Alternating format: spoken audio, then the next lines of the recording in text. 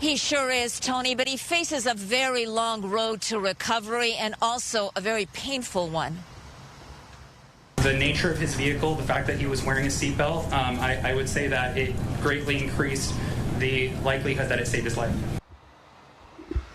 Tiger Woods recovering this morning from the major crash he was in, likely saved, say those who rescued him, because he was wearing his seatbelt. It happened yesterday morning just after 7 o'clock on Hawthorne Boulevard at Black Horse Road in Rancho Palos Verdes.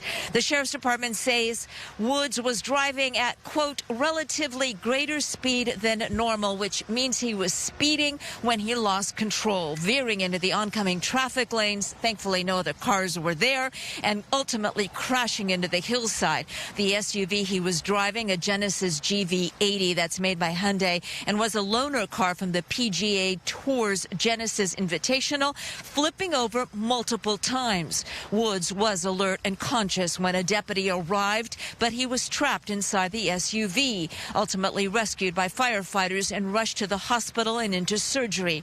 Now, in a statement posted on his official Twitter page, doctors detail the nature of his injuries, describing them as significant orthopedic injuries to his right lower extremity, basically his right leg. They say he had emergency surgery by orthopedic trauma specialists, and they call his injuries comminuted. That's a medical term, basically saying that the bones were shattered, splintered, and fractured multiple times. They inserted a rod into the tibia, and also because he had injuries on his foot and ankle, they had to be stabilized with a combination of screws and pins.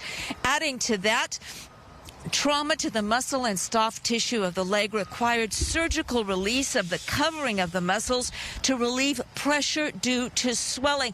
Now, the use of that medical term, comminuted, is key here. Again, it means that the bones were fractured multiple times, splintered, even pulverized, which indicates his recovery is going to be a very long and painful one, and obviously will also have to include physical therapy. Reporting live this morning at Harbor UCLA, I'm Gigi Gracia. Back to you.